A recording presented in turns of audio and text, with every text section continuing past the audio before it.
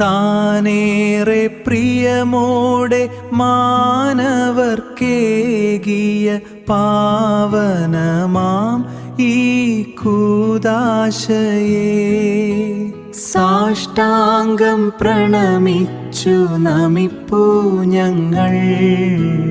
ആരാധനയേകി നമിപ്പൂ ഞങ്ങൾ.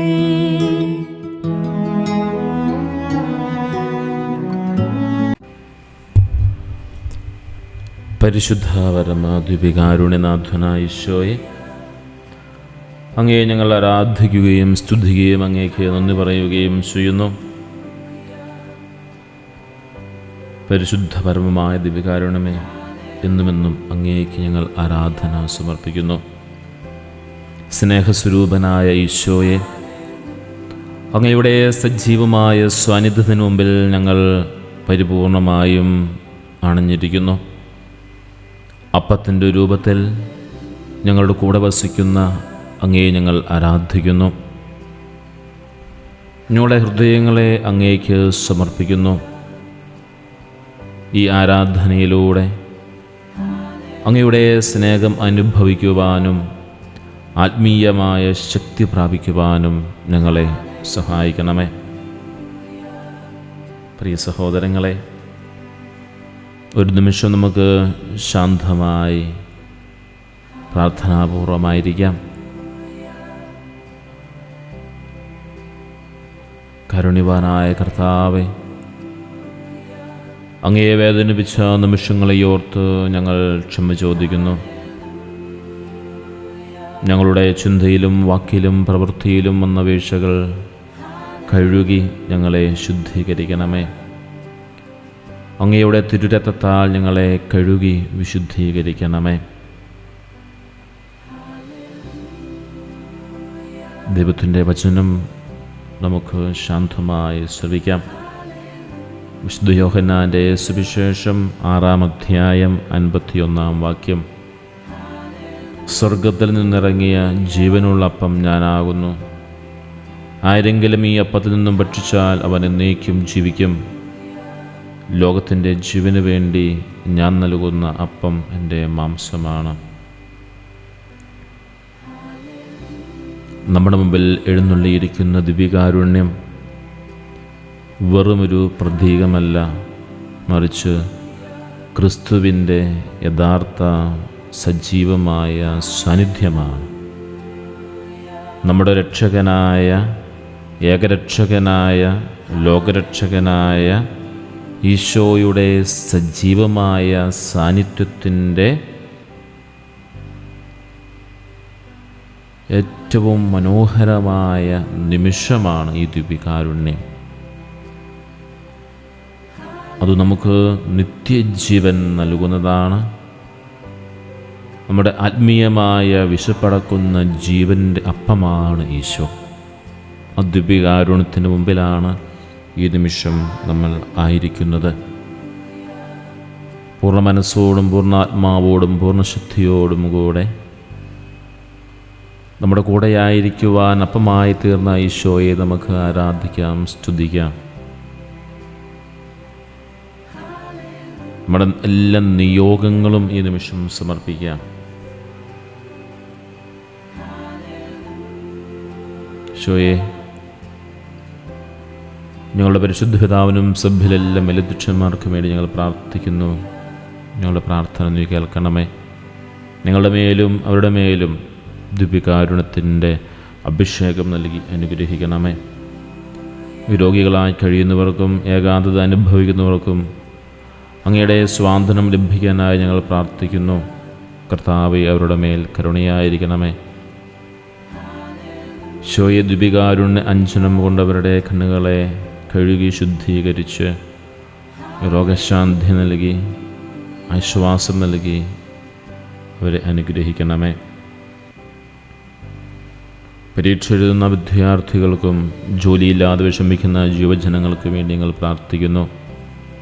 പരീക്ഷാഫലം കാത്തിരിക്കുന്നവർക്ക് വേണ്ടിയും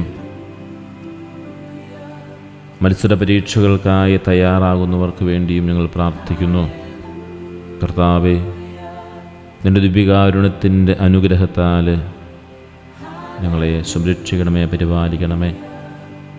ഞങ്ങളുടെ കുടുംബങ്ങളിൽ സമാധാനവും സന്തോഷവും നിറയ്ക്കണമെന്ന് ഞങ്ങൾ പ്രാർത്ഥിക്കുന്നു.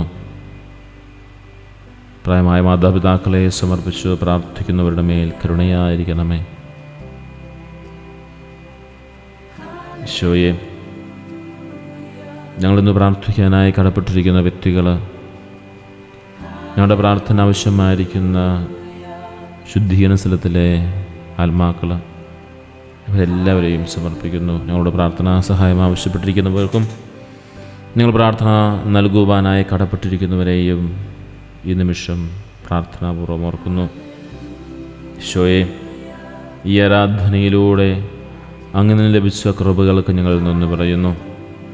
ഞങ്ങളിവിടെ നിന്നും മടങ്ങിപ്പോകുമ്പോഴും അങ്ങയുടെ സാന്നിധ്യം ഞങ്ങളുടെ കൂടെ ഉണ്ടായിരിക്കട്ടെ.